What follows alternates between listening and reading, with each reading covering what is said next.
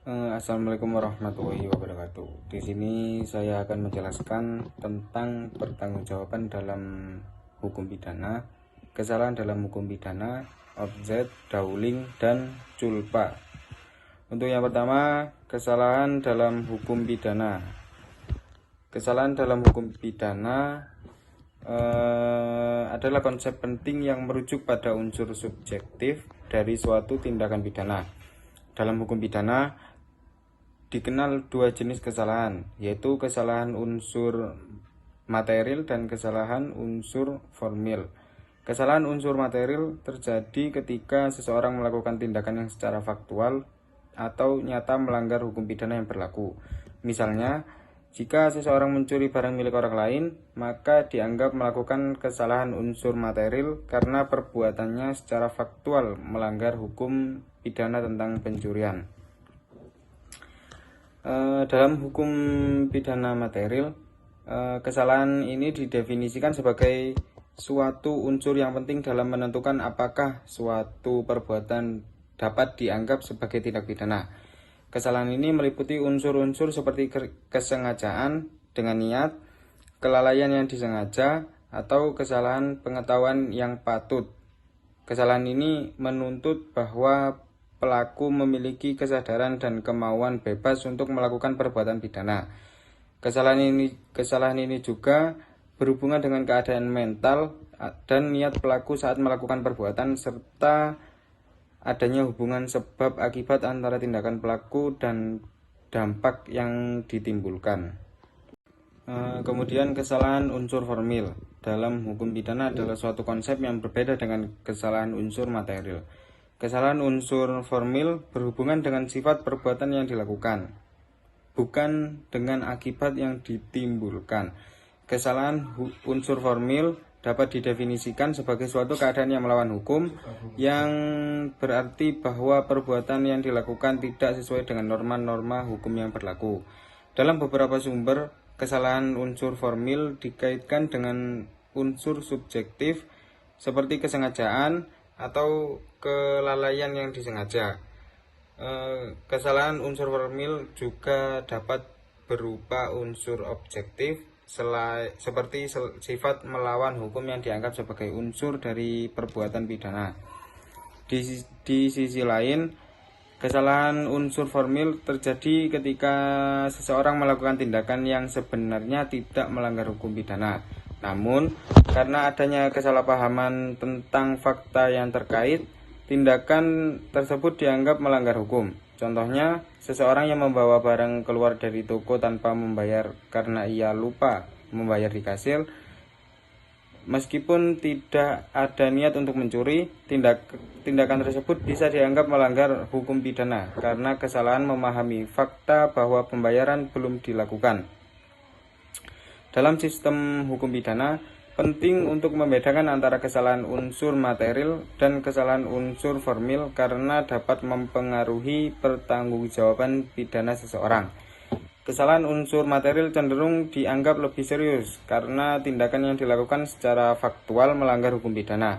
Sementara itu, kesalahan unsur formil cenderung dianggap sebagai kesalahan yang kurang berat, terutama jika dapat dibuktikan bahwa pelaku tidak memiliki niat jahat dalam melakukan tindakannya.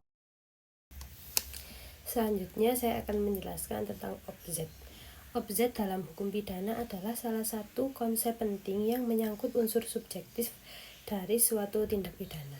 Istilah objek berasal dari bahasa Belanda yang artinya niat atau kesengajaan. Dalam konteks hukum pidana, objek mengacu pada kesadaran dan keinginan dari seseorang untuk melakukan tindakan yang melanggar hukum. Objek dapat dibedakan menjadi dua jenis. Yang pertama, objek langsung atau dolus directus dan objek tidak langsung atau dolus eventualis. Objek langsung terjadi ketika seseorang dengan sengaja dan sadar melakukan tindakan yang diketahuinya pasti melanggar hukum. Contoh, seseorang yang dengan sengaja membawa senjata api dan menembak kepada orang lain. Dalam kasus ini, pelaku dengan jelas dan sadar melakukan tindakan yang ia ketahui pasti melanggar hukum. Sementara itu, Objek tidak langsung terjadi ketika seseorang mengetahui kemungkinan bahwa tindakannya itu melanggar hukum, namun tetap melakukannya. Contoh, seseorang yang menyalakan api di hutan yang kering mengetahui bahwa ada kemungkinan api dapat menyebabkan kebakaran, namun tetap melakukannya. Dalam kasus ini, pelaku mungkin tidak secara langsung menginginkan terjadinya kebakaran, namun ia sadar bahwa tindakannya itu salah dan bisa berakibat dengan fatal. Dalam kasus objek tidak langsung, tidak ada niatan langsung untuk menciptakan hasil yang melanggar hukum, tetapi pelaku sadar bahwa hasil tersebut adalah konsekuensi yang mungkin terjadi dari tindakannya. Dalam beberapa sistem hukum, objek tidak langsung seringkali dianggap setara dengan objek langsung dalam hal pertanggungjawaban pidana. Objek dalam hukum pidana memiliki peran yang sangat penting, menjadi dasar untuk menentukan pertanggungjawaban pidana seseorang. Dalam banyak kasus, keberadaan objek dapat membuat seseorang dianggap lebih bertanggung jawab secara pidana karena menunjukkan adanya kesadaran dan keinginan untuk melanggar hukum. Dalam hal ini, pembuktian objek menjadi faktor kunci dalam proses peradilan pidana hukum.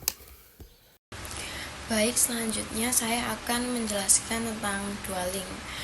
Dwelling dalam hukum pidana adalah kondisi di mana seseorang melakukan tindakan pidana tanpa sepenuhnya memahami atau menyadari konsekuensi dari tindakan tersebut.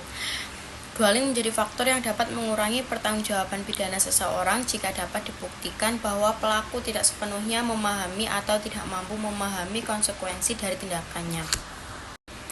Dwelling dapat terjadi dalam berbagai situasi dan pengaruhnya terhadap pertanggungjawaban pidana dapat bervariasi tergantung pada hukum pidana yang berlaku di suatu negara. Misalnya dalam beberapa kasus, dwelling dapat muncul karena kesalahpahaman tentang fakta-fakta tertentu seperti situasi atau kondisi yang mempengaruhi pengambilan keputusan. Dalam kasus ini, seseorang mungkin melakukan tindakan yang melanggar hukum karena tidak memahami secara benar situasi yang dihadapinya. Selain itu, dwelling juga dapat terjadi karena kesalahpahaman tentang hukum yang berlaku. Misalnya, seseorang mungkin melakukan tindakan yang dianggap melanggar hukum karena tidak memahami sepenuhnya atau sebagian peraturan atau larangan yang ada. Dalam kasus ini, keberadaan dwelling dapat menjadi faktor yang mengurangi pertanggungjawaban pidana seseorang, terutama jika dapat dibuktikan bahwa pelaku tidak memiliki niat jahat atau kesengajaan untuk melanggar hukum. Dwelling juga dapat menjadi dasar pembelaan dalam sistem hukum pidana, di mana pelaku dapat mengklaim bahwa ia melakukan tindakan tersebut karena ketidaktahuannya atau kesalahpahaman yang wajar tentang fakta-fakta atau hukum yang berlaku. Dalam hal ini, pengadilan biasanya akan mempertimbangkan apakah pelaku seharusnya mengetahui atau dapat mengetahui fakta atau hukum yang relevan, serta apakah tindakan pelaku masih dapat dianggap wajar dalam konteks situasi yang dihadapinya. Selanjutnya, penjelasan tentang culpa akan dilanjutkan oleh teman saya. Culpa adalah konsep dalam hukum pidana yang mengacu pada kesalahan atau kelalaian yang mengakibatkan kerugian atau bahaya bagi orang lain. Culpa seringkali digunakan untuk menggambarkan kesalahan yang tidak disengaja atau kelalaian dalam melakukan tindakan yang seharusnya dilakukan. Nah, dalam hukum pidana sendiri, culpa itu dapat menjadi dasar untuk menentukan tingkat pertanggungjawaban pidana seseorang. Nah, dari itu, culpa dapat dibedakan menjadi dua jenis. Yang pertama yaitu culpa lata atau kelalaian berat dan culpa levis atau kelalaian ringan. Culpa lata ini terjadi ketika seseorang melakukan kelalaian yang sangat serius, di mana orang yang cermat dan hati-hati dalam situasi serupa tidak akan melakukan kesalahan serupa. Nah, contohnya ya, seorang sopir yang mabuk dan mengemudi dengan kecepatan tinggi yang mengakibatkan kecelakaan dan kematian orang lain dapat dianggap melakukan culpa lata. Ya, culpa lata tadi atau kelalaian berat. Nah, di sisi lain juga, culpa levis terjadi ketika seseorang melakukan kelalaian yang lebih ringan, di mana orang yang berhati-hati sekalipun masih mungkin melakukan kesalahan serupa. Contohnya, seorang dokter yang secara tidak sengaja memberikan dosis obat yang salah kepada pasiennya karena kesalahan dalam membaca resep dapat dianggap melakukan culpa levis atau culpa ringan tadi. Terus, dalam menentukan apakah seseorang melakukan culpa atau tidak, pengadilan itu biasanya akan mempertimbangkan beberapa faktor, seperti pengetahuan dan keterampilan pelaku, situasi yang dihadapi, dan standar kehati-hatian yang diterima dalam masyarakat. Nah, pengadilan sendiri juga dapat mempertimbangkan apakah pelaku telah mengambil langkah-langkah yang wajar untuk mencegah terjadinya kerugian atau bahaya bagi orang lain. Penting untuk kita untuk dicatat ya. Jadi penting untuk dicatat bahwa dalam beberapa sistem hukum seperti hukum pidana Belanda, culpa dapat menjadi dasar untuk menetapkan tingkat pidana yang dikenakan. Dalam hal lain pun, tindakan yang dilakukan dengan culpa lata biasanya akan dikenakan pidana yang lebih berat daripada tindakan yang dilakukan dengan culpa levis. Dengan demikian, culpa merupakan konsep yang penting dalam hukum pidana karena dapat menjadi dasar untuk menentukan pertanggungjawaban pidana seseorang atas tindakan yang dilakukannya.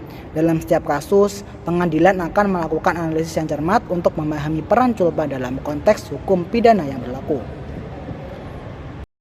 Baik, di sini saya akan menyampaikan kesimpulan dari materi yang telah disampaikan oleh teman-teman saya. Dalam hukum pidana, sebuah tindakan yang melanggar hukum dapat dikelompokkan ke dalam dua kategori utama, yaitu kesalahan formil dan kesalahan material. Kesalahan formil terjadi ketika suatu perbuatan dilakukan secara salah menurut hukum dan dapat melibatkan unsur ketidaktahuan atau ketidaksengajaan. Sementara itu, kesalahan material terjadi ketika perbuatan tersebut jelas-jelas melanggar hukum dan dilakukan dengan sengaja. Kesalahan formil sering terjadi karena pelaku tidak memahami sepenuhnya konsekuensi hukum dari tindakannya, atau mungkin karena pelanggaran itu sendiri tidak disengaja. Misalnya, seseorang melakukan suatu tindakan tanpa mengetahui bahwa tindakan tersebut dilarang oleh hukum. Namun, meskipun tidak disengaja, pelanggaran hukum tetap terjadi dan pelaku dapat dianggap bertanggung jawab atas tindakannya. Di sisi lain, kesalahan material terjadi ketika seseorang dengan sengaja melanggar hukum. Pelaku dengan sengaja melakukan tindakan yang mereka tahu melanggar hukum dan mungkin dengan niat untuk mencapai tujuan tertentu, meskipun itu berarti melanggar norma hukum yang telah berlaku. Kesalahan material sering dianggap lebih serius daripada kesalahan formil karena melibatkan unsur kesengajaan dan pemahaman yang lebih dalam tentang konsekuensi hukum dari tindakan yang dilakukan. Dalam konteks pelanggaran hukum, pelaku dapat diklasifikasikan ke dalam beberapa kategori berdasarkan kesadaran dan niat mereka saat melakukan tindakan pidana. Pertama, ada kategori objek, di mana pelaku dengan sadar dan sengaja melakukan tindakan yang melanggar hukum. Mereka memiliki kesadaran penuh tentang tindakan yang mereka lakukan dan mengerti bahwa itu melanggar hukum. Kemudian ada kategori dawling, di mana pelaku tidak sepenuhnya menyadari kesalahannya. Mereka mungkin melakukan tindakan tersebut tanpa sepenuhnya memahami bahwa itu melanggar hukum atau dampak hukum yang mereka hadapi sebagai konsekuensinya. Meskipun ada ketidaktahuan atau kurangnya pemahaman, pelaku masih dianggap bertanggung jawab atas tindakannya. Yang terakhir ada kategori culpa, di mana kesalahan pelaku terjadi karena kelalaian atau ketidaktahuan yang seharusnya dapat dihindari. Meskipun pelaku tidak melakukan tindakan secara sengaja, mereka dianggap bertanggung jawab karena mereka seharusnya memahami dan bertindak sesuai dengan kewajiban mereka untuk mematuhi hukum. Pembagian kategori ini membantu dalam mengklasifikasikan keadaan seorang pelaku pidana saat melanggar hukum. Ini memungkinkan pengadilan untuk mempertimbangkan tingkat kesadaran dan niat pelaku dalam melakukan tindakan yang melanggar hukum, serta faktor-faktor lain yang mungkin mempengaruhi keputusan-keputusan hukum. Dengan demikian, pembagian kategori ini sangat penting dalam menentukan sanksi yang tepat sesuai dengan tingkat kesalahan pelaku.